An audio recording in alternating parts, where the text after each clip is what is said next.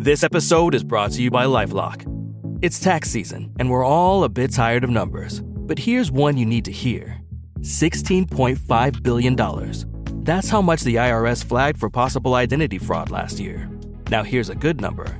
100 million. That's how many data points LifeLock monitors every second. If your identity is stolen, they'll fix it. Guaranteed. Save up to 40% your first year at LifeLock.com/podcast. Terms apply.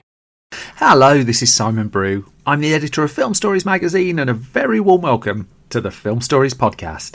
Come with me. And I show you how deep the rabbit hole goes.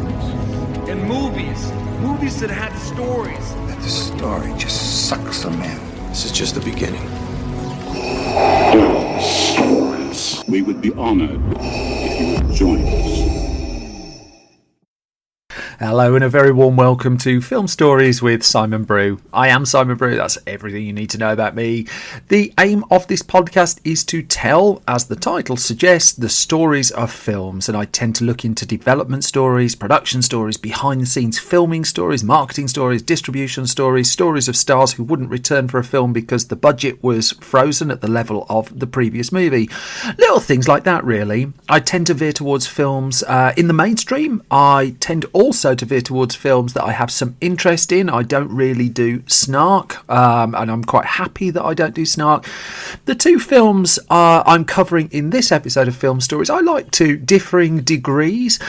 But the first of the films I'm going to talk about was a slightly troubled sequel that came about relatively quickly. I'm going to play you a little snippet from it, and then I'll pick up the story the other side of this. Los Angeles, 1997. It's the hottest summer on record. Pollution is choking the city. The gangs control the streets. It has not been a nice day. As bad as things are, they're about to get worse. Much worse.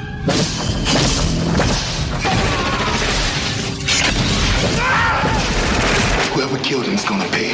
I'm gonna finish it.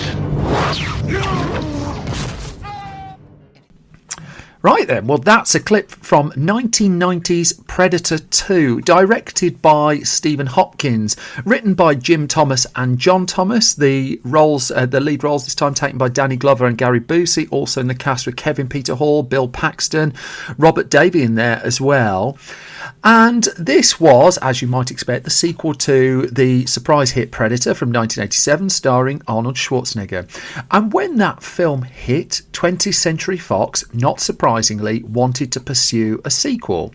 And it went back to the writers of the original. I'm just going to touch on the story of how the original happened just in a second. But they went back to Jim and John Thomas, and they were approached and asked to come up with a bunch of ideas for the studio to pick from for its planned Predator 2. Now, the idea that sprung up quickly wasn't actually that quick, because the brothers had been preparing for the sequel question. They were very in tune with the fact that if Predator was a success, and as soon as it was a success, there was a chance that the sequel, that there would be talk of a sequel, and they wanted to be prepared. So they had 5 or 6 different ideas. So even at that point, oddly enough, they were talking about the idea of a Predator going up against an alien and how that would be a cool idea. That worked out a treat on the big screen, didn't it? But the one that really locked with 20th Century Fox's executives was the idea of taking the Predator and putting it in, quote, an urban jungle. Just to give you a flavour of one of the other ideas that was floating around at the time, John Thomas jokingly told Fangoria magazine around the time that his favourite idea would be to, quote, have the Predator beat the crap out of the Teenage Mutant Ninja Turtles, unquote. It's a real mystery that he never pitched that, and that never got very far. Just imagine. But it's worth noting with Predator 2 just what a fluke it was that the first Predator movie had happened in the first place. Because again, talking to Starlog magazine, the Thomas brothers discussed the fact that this was a film that they'd written on spec, that they'd put a screenplay together, but every now and then 20th Century Fox, as most movie studios did, would have a purge of some of its management and change some of the creatives and the executives. And so one of the executives who'd been pushing for Fox to make Predator was one of those who was losing his job, and he was clearing his office out. And he had to decide, as he cleared his office out, whether to throw the script Predator in the bin or leave it on the desk for his successor, and he chose the latter. So in walked his successor, an executive by the name of Michael Levy. He was the replacement. He walked into an office that was completely empty on his first day, save for one script, and that script was Predator. And that's really how the journey of Predator that was the catalyst. That's how it accelerated. But there were problems with Predator 2. Even though the first film had made a lot of money and had proven to be a very profitable movie for 20th Century Fox, it was not keen to up the budget for the second film. It thought it had a fairly economical project here that it could get moving for the same price. That decision would have some consequences. Just to put it into some degree of context, the first film had cost around $15 to $18 million to make, depending on which source you go with, and its box office returns were around $100 million, but then it proved to be a huge video hit, and it's still obviously, films are still being churned out to this day. Predator 2, the idea was to keep the cost that low, however, the budget would in the end balloon up to around the $35 million mark, so the plans to suppress the budget didn't really work out. But the immediate consequence of the frugal approach to the movie was it cost Predator its original director. It cost Predator 2 its original director. That the first film was directed by John McTiernan. He'd gone from Predator onto making Die Hard.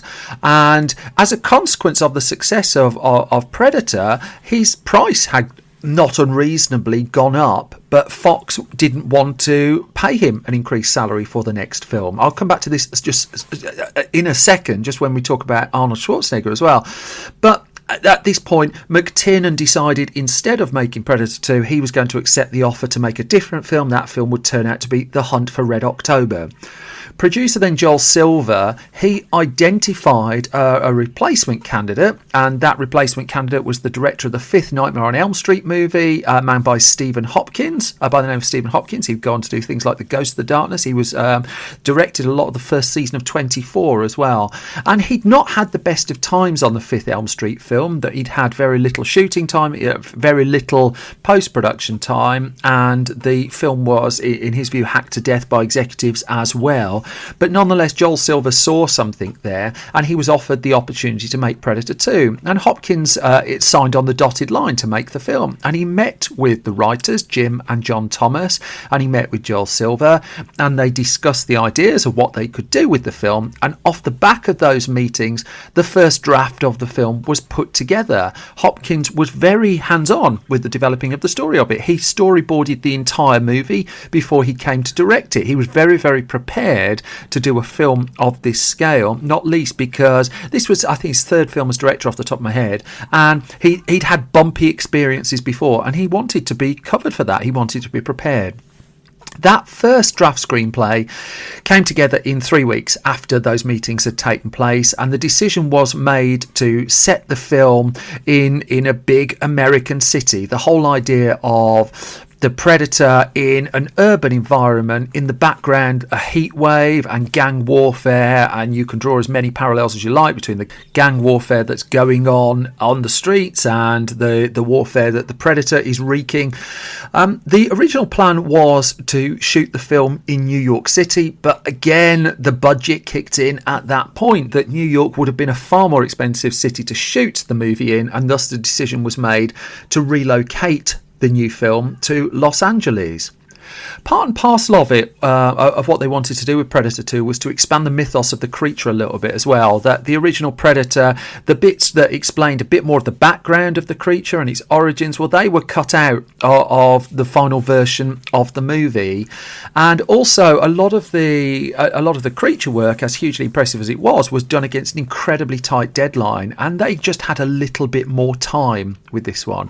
And so the Thomas brothers were keen going in to just expand the world a bit. They said that they found the second film easier to write than the first. That they'd done a lot of the setup work, and they would tell Starlog magazine around the time of the film's release that they basically were looking for Predator 2 to be a springboard into Predator 3, and of Predator 2 they say, quote, "This is the Bible. We connect up all the pieces. There were things cut out of the first film that left people mystified as to what the film was really about. Predator 2 will clear all the other questions up." With everything in place, I mean, the obvious thing to do would be to recruit Arnold Schwarzenegger to reprise the role of Dutch in the movie, and Schwarzenegger's star was rising. He would talk about Predator 2 in his memoir Total Recall. Around the time of Predator 2 coming out, that was the same year that Schwarzenegger really hit box office gold with Total Recall. But Schwarzenegger explained why he never appeared in Predator 2 in his aforementioned memoir, and it came down to money. And he said that Fox was adamant it didn't want to increase the budget from the first film, that was why John McTiernan had left the film. And as Arnie put it, I'm quoting directly from his book, quote, "Instead they hired another relatively inexperienced and inexpensive director," unquote, and that would be Stephen Hopkins. Arnold Schwarzenegger then says he told producer Joel Silver that he felt, quote, "the movie would take a major dive," unquote. Schwarzenegger would go on to argue that he felt people didn't want to see predators running around Los Angeles, that you don't need extraterrestrials to make Los Angeles a dangerous environment to set a film in.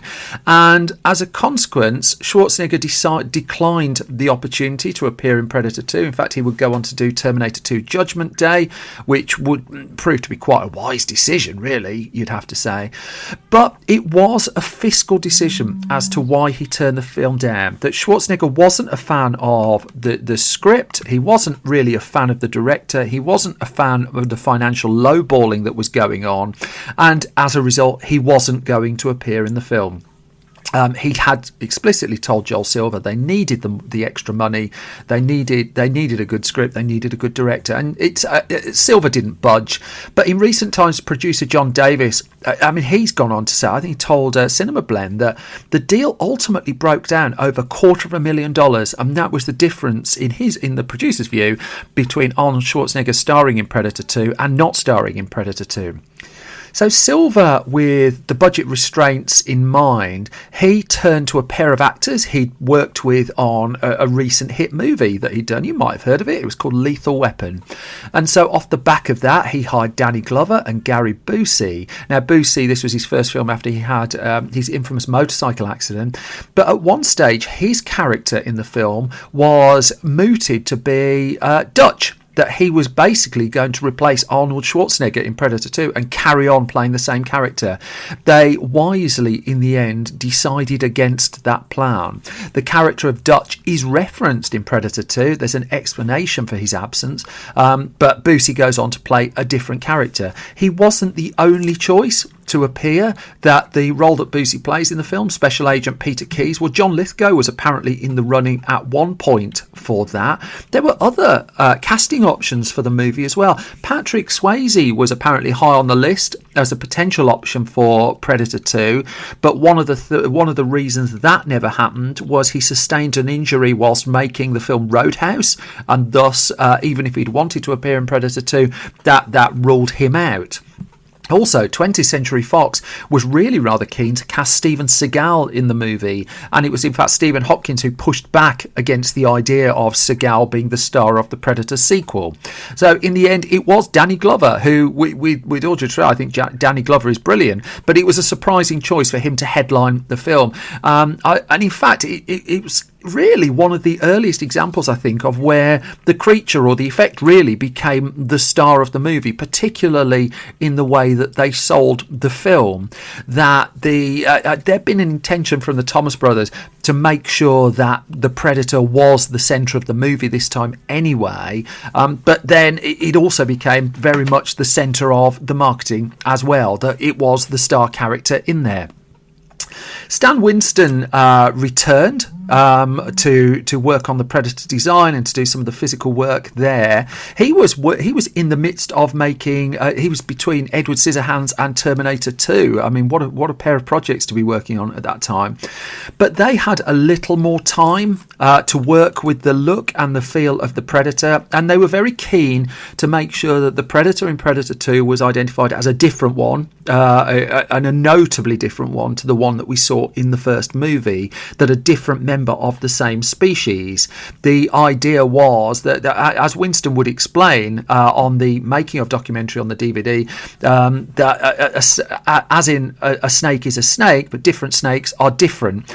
Their colourings are different, different parts of their characteristics, their facial structure, subtle differences, and they really took that to heart. So they evolved the look and feel of the Predator, and also the Predator's weapons as well, and they just wanted to make the Predator look a little bit more exotic, and they had a bit more of the time to do that. They also had the space to do a space vehicle that again allowed for some degree of distinctive design too. And just to tie in really to the fact that this was a very separate entity, they deliberately in the end decided to set the film a decade after the first movie.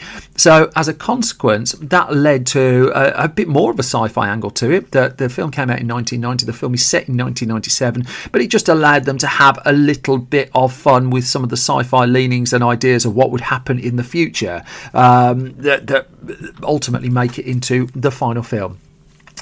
It was nonetheless, with everything in place, not an easy film to shoot. That Predator 2 would start filming in February 1990. The production would run through until June 1990. But it was a very long shoot, really, for such an intensive and physical film that mixed in quite a lot of studio and location work as well. So they were shooting on the streets of Los Angeles for good periods of the movie, and they deliberately went to the let's just say the less seen really on Los Angeles bits of Los Angeles you were tending to see in big blockbuster movies at the time, that they were going into poorer neighborhoods where the noise and the disruption they were bringing with them was, let's just say, not entirely welcome. That there were stories around the time that the film's neighbors were objecting heavily to the noise that the filmmakers were making. They were throwing items in their direction. They tried to disrupt the filming of the movie that had come into their neighbourhood, and they didn't really want it in their neighbourhood in some cases. Still, Hopkins and his team did manage to wrap the movie up in June of 1990. By that point, Stan Winston had already put into the set an infamous Easter egg in the movie where there's an alien skull in the background. So for that talk of Alien versus Predator at the right at the start of this story, there was a little hat tip to it there that you can quite easily see in the movie. The film still had 5 months of post-production work to do. That it was set for release on November the 21st of 1990 in the US, although obviously built into that time was the striking up of the prints and distribution. But one of the biggest problems that they faced in the post-production phase of the film was getting an acceptable rating. For 1990 was the year that the Motion Picture Association of America introduced its infamous NC-17 rating. So for those of you not in the US who don't know that rating system, that up until that point, the top-end release in the US would get an R rating, restricted, which means if you're under 17, you have to go with an adult. It didn't necessarily stop a child from watching the film. This was causing some consternation and backlash, and so the MPAA, in response to that, introduced NC-17, and basically if you're under 17 you weren't going in to see the film, which doesn't strike me as massively unreasonable. We had the 18 rating in the UK and the X, which has pretty much served that safe purpose. However, because of the oddly moralistic stance of some American stores, they, for instance, wouldn't stock NC-17 films, and all this really hadn't come out that heavily at that point. But NC-17 was seen basically as a way to restrict your audience a little bit bit too much. The first NC-17 went to a film called Henry and June, which came out in October in 1990. And when Predator 2 was first submitted to the MPAA to get its rating, it came back with NC-17. The Predator sequel wasn't going to allow anyone under 17 to go and see the film, and that is not what 20th Century Fox wanted. As a consequence, this incredibly gory film, and it really is a gory film, I mean, it does ramp up the violence quite heavily, had to be rechopped and resubmitted and rechopped and resubmitted and rechopped and resubmitted. And in fact, director Stephen Hopkins would say in the end it was something like 15-20 times he had to go backwards and forwards with the ratings board with Predator 2 before he would finally get the R rating that they needed for the release, that Fox wanted for the release. Finally, with that in place, it could press ahead, it could make its way into cinemas, and the reviews, well, they just weren't that favourable. That Danny Glover certainly got his fair share of positive press, and how rare was it to see someone like him as the action lead in a film of this ilk, and refreshing really, and he's one of the absolute standouts of the film. But as Arnold Schwarzenegger predicted, this one wasn't going to do as well, that it would make that 60% of what the original film made. It didn't even open at number one at the American box office. Just to put it into some kind of context, on that weekend, that was Home Alone was in its second week, and that was number one at the box office. Three Men and a Little Lady opened that same week at number two. Dances with Wolves was in its third week at number three, and Predator 2 ended up at number 4 as the second highest new entry in the chart. That really wasn't what Fox necessarily was looking for, and given the slightly negative, the less enthusiastic response to the film from critics, the chances of a Predator 3 suddenly started to diminish, much to the disappointment of the Thomas brothers. Because as they told Starlog magazine, that interview I cited right back at the start, they were actually offered the chance to direct a Predator 3, they said, should a Predator 3 happen, although they would find out in due course that exact same offer had been made to more than one person.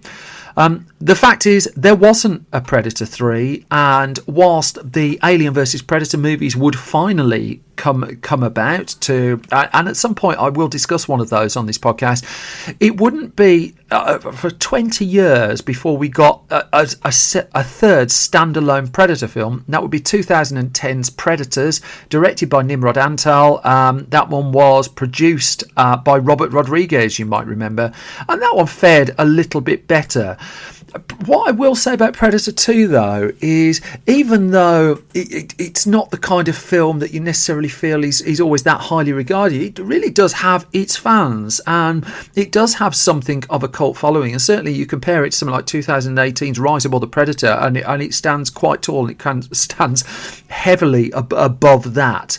Nonetheless, this wasn't really the sequel that Fox was looking for. In its ideal world, it would have got for the same price John McTiernan back, would have got Arnold Schwarzenegger back, it would have got the same box office back, but partly by trying to be frugal, partly by being a little bit adventurous in the setting really and the casting, Predator 2 never really hit those heights, and as a consequence, for a very long time, it was the only Predator sequel. Which brings us to the halfway point of this latest episode of Film Stories. So let me do my traditional collection of just little plugs and requests, if you don't mind. Film Stories magazine issue 10 is now on sale. It's available to order from filmstories.co.uk. We go in depth on all sorts of upcoming movies and British films and nerdy stuff. And by buying it, you don't just support independent film magazines, you support the independent writers who we've been able to give a break to and to give paid work to. But also, I just genuinely think it's a really good read. I know I'm biased. If you can support that would be amazing. You can order your copies at filmstories.co.uk. Thank you enormously for all the support that lots of you give this podcast. It really is our absolute lifeblood. If you haven't and you don't mind, and you wouldn't mind going and leaving us a hugely positive review at your podcast repository of choice, that would be massively appreciated. Likewise, if you can subscribe to this podcast as well, that helps us fool the algorithms into making them think that we're absolutely gigantic and about to conquer the world, and so likewise that would be hugely appreciated.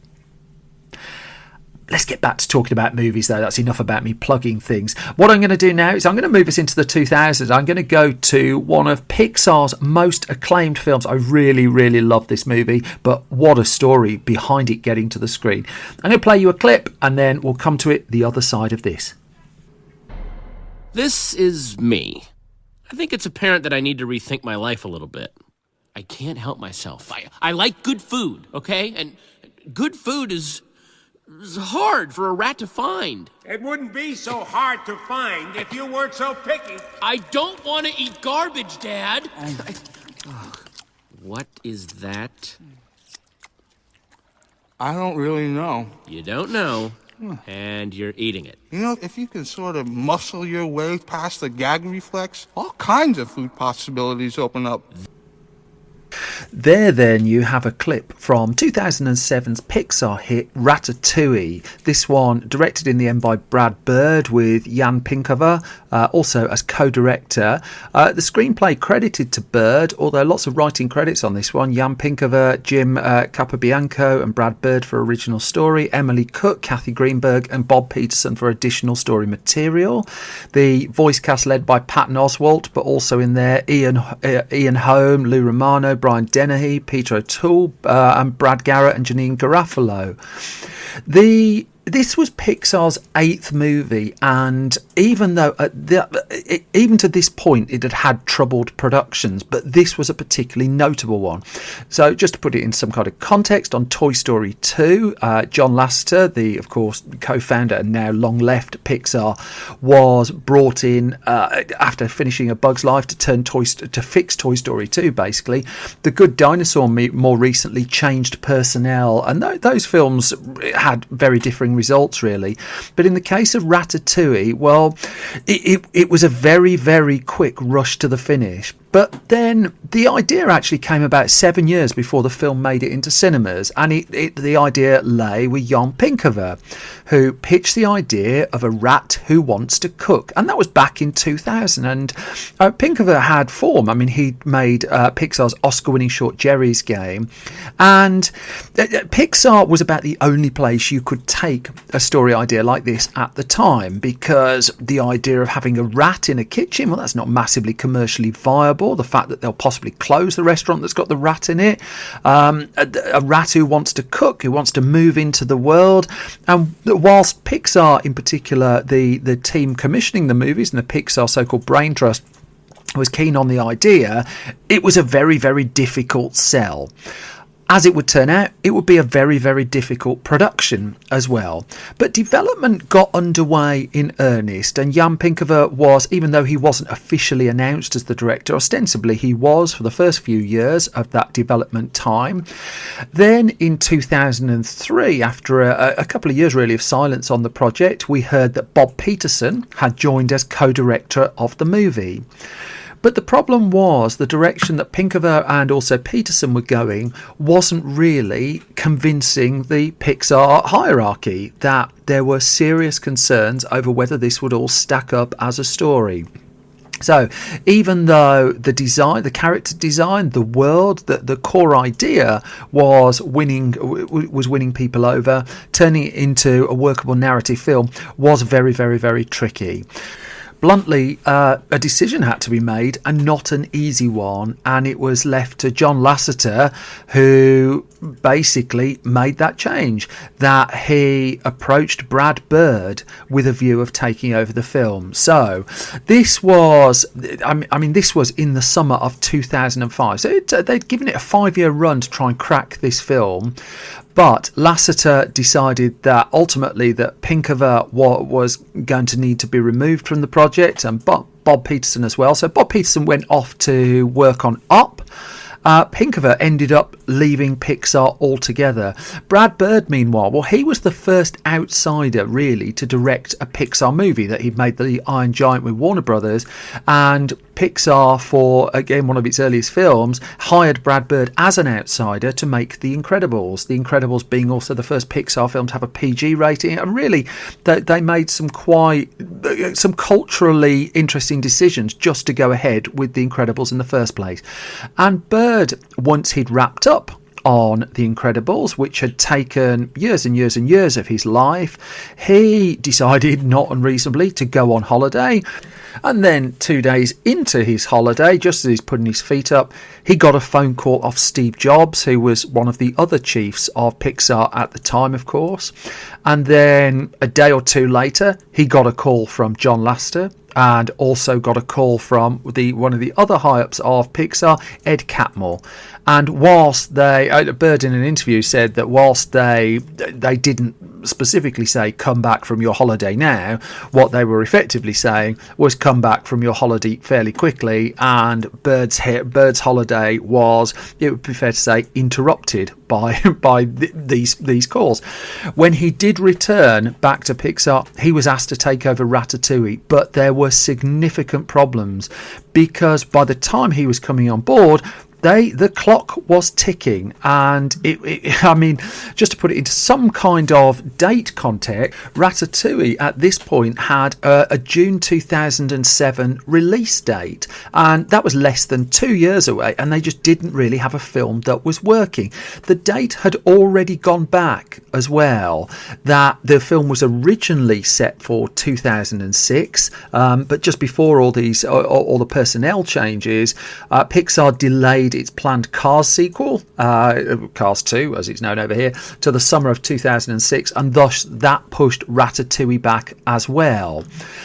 And so there just wasn't really a lot of time on their side, and to a degree Ratatouille became a hostage of circumstance. They were forced to make very quick decisions and stick with those decisions, and they would turn out to be hugely successful decisions. That Bird would say in subsequent interviews that they had to do a new story reel pretty much from scratch, a story reel that involved just 2 shots from the previous version that Pinkover and Peterson had been working on.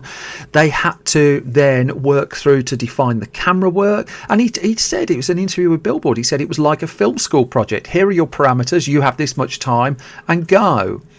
When it came time to promote the film, I know I'm slightly jumping forward in the chronology, but it's probably important here to note what Bird was saying about the work that Jan Pinkovar had done, because no one was any doubt that he's a huge talent.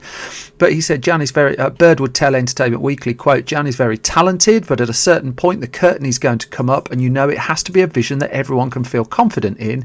It wasn't like Jan ever had a version that he was happy with. He didn't, and he was constantly trying to find it.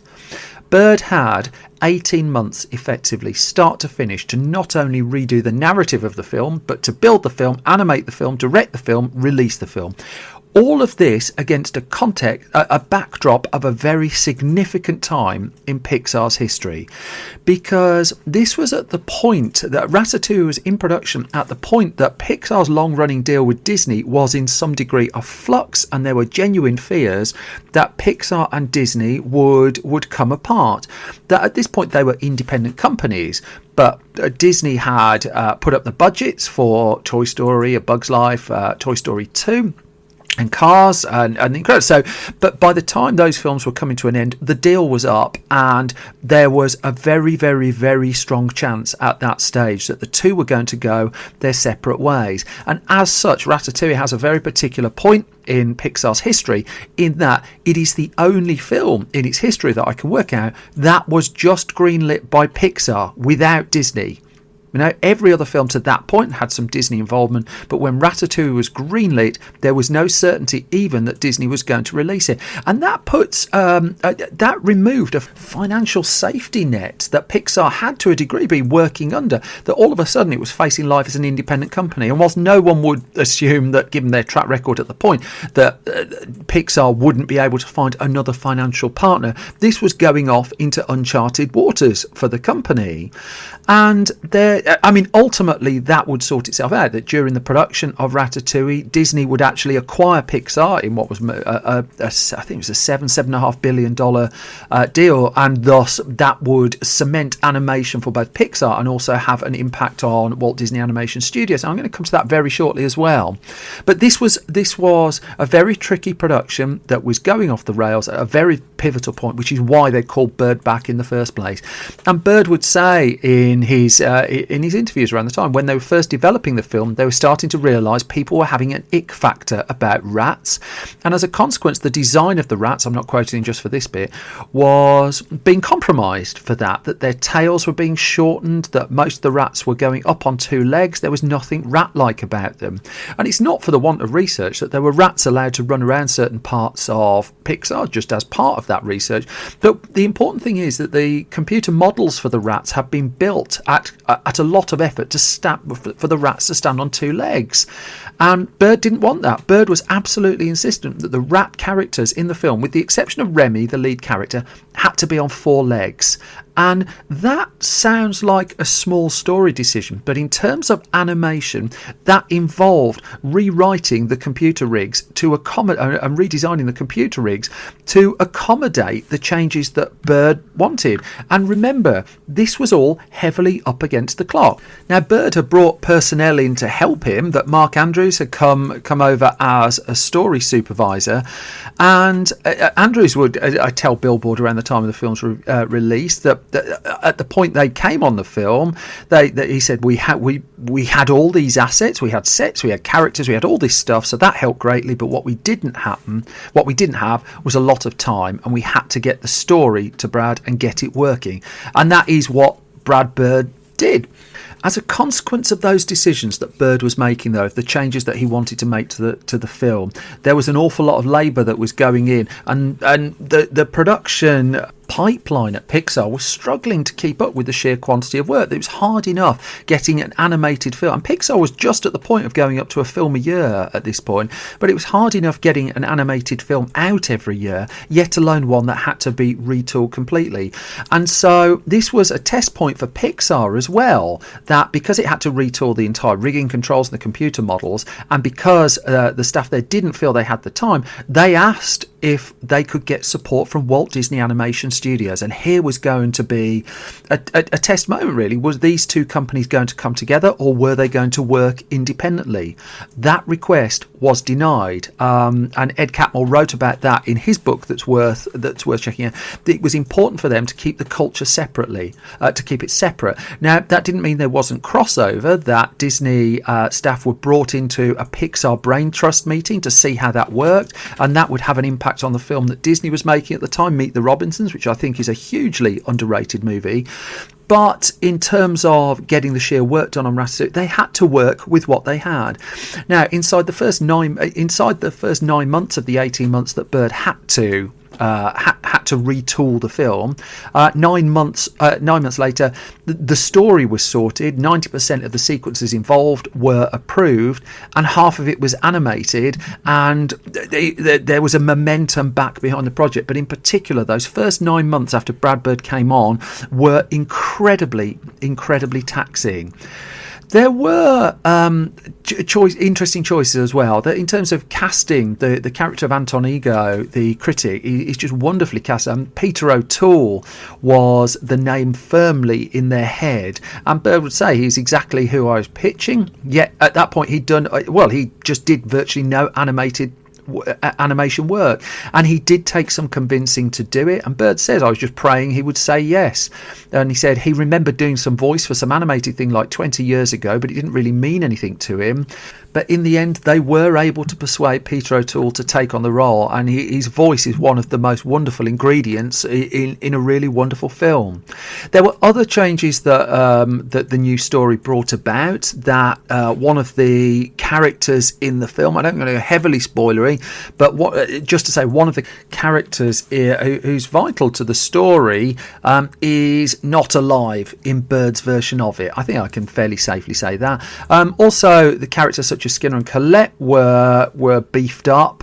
The original story that Jan Pingever was working on as well, a lot more of that was due to take place in the sewers below Paris, and that's also something that was changed in the final movie. Bird again just offered an insight fairly recently on Twitter, actually, about just how intense the schedule was, because he was replying to a tweet where someone pointed out that in a flashback sequence in the movie. There was the same set dressing as there was in a sequence that takes place in the present day in the film. And Bird tweeted, when I took over the film, we had a hellacious deadline and only 2 of the film's many sets were built. Truth is, we were just trying to reuse props where we could. It's why there are items in the flashback sequences that are also in the present day. There wasn't time. Another little time saving initiative in there. There's no human character in the film apparently who has toes, and that was purely to save on animation time as well. Somehow, the schedule was hit, and Bird looks back at that time as just incredibly intense and not one that he particularly wants to go through again. Such was the constant ticking clock on there. And even at the point that the film was getting finished, I mean, Disney itself was up against how the heck do you promote a film about rats in a kitchen, about rats cooking? These are not things that sell. Any attempt at doing a kind of product placement or food tie-in partnership to the film, well, you didn't get a McDonald's Happy Meal for this one, because why would a fast food company want to partner with a movie that was about rats in kitchens? That really wasn't the aesthetic they were going for. In fact, one of the few food and drink partnerships that Disney managed to sign up at one point was there was going to be a tie-in wine to the film, until people pointed out that too wasn't a good look for a family movie. In fact, Ratatouille, I found this piece of trivia while on my travels, is one of the very, very few family animated films you'll see where people drink alcoholic wine in there. Usually things like that are toned back a little bit, but it utterly fitted the setting of what they were trying to do with Ratatouille. In fact, Pixar and Bird, what they did, just to make sure they captured the look of the food and look of the restaurants, they did a research trip to France on expenses, eating at posh restaurants on expenses, and they also spent a lot of time in kitchens and talking to gourmet chefs about just how do you prepare this food, how do they accurately reflect that in animation, and how do you get it to work. And one of the things that the film is credited for in the end is just how convincing and how faithful the cooking sequences and the presentation of food is to real life kitchens and to real life chefs. The film finally somehow made it into American cinemas on June the 22nd, 2007. It went wide in the US at the end of that month, working on an ultimate budget of $150 million, but somehow it made it to the cinema, and the acclaim was loud, and rightly so. Ratatouille is an outstanding film. I still think it's an outstanding film. It's interesting that just on the selling of it, when it came to putting a poster out, you might remember that Disney was so worried that people wouldn't even be able to pronounce the name of the film when they came to buy their tickets, that they phonetically spelt out Ratatouille on the poster for you. It didn't stop one of my children calling the film Ratatouille, but there you go, they had a go. The film wasn't the most lucrative Pixar movie. I mean, it's worth pointing that out, that this was a risky standalone film and not an easy sell. It wasn't a Toy Story sequel or anything like that. And the movie would make just over $200 million in the US. It would add another $400 million in overseas. And I love... One of the things Box Office Mojo has a habit of doing is it breaks down charts for genre, and apparently in the mouse rat genre, if that's a genre even, Ratatouille is the most popular film ahead of Stuart Little, and it's also the most popular cooking film ahead of Julie and Julia, which followed from Sony a couple of years later. But in terms of Pixar movies, I mean, it's quite interesting. It is on American grosses, it is the 16th of Pixar's 21 films at the box office, and worldwide it sits 11th out of 21. So this wasn't a massive raging, it was a profitable movie, and it did great guns in France as well, and for good reason.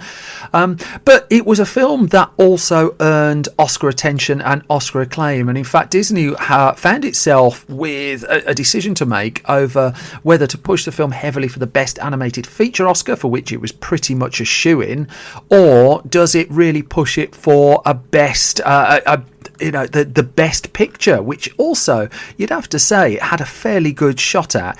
In the end, they went, they pulled back on any kind of Best Picture campaign. They did focus on the Best Animated Feature, where it was up against Persepolis and Surf's Up. The film also, though, well, it picked up other Oscar nominations as well. So as well as the Best Animated Feature, it would find itself in the running for Best Original Score, Best Sound Editing, Best Sound Mixing and Best Original Screenplay. I mean, this was a phenomenal achievement for a film that was in serious trouble just 18 months before it saw the inside of a cinema.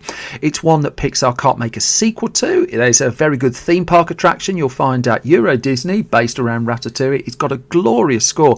It's just one of those films that it's pretty much a miracle it got through the system, that the idea was green lit in the first place, and the film was saved so late in the day as well.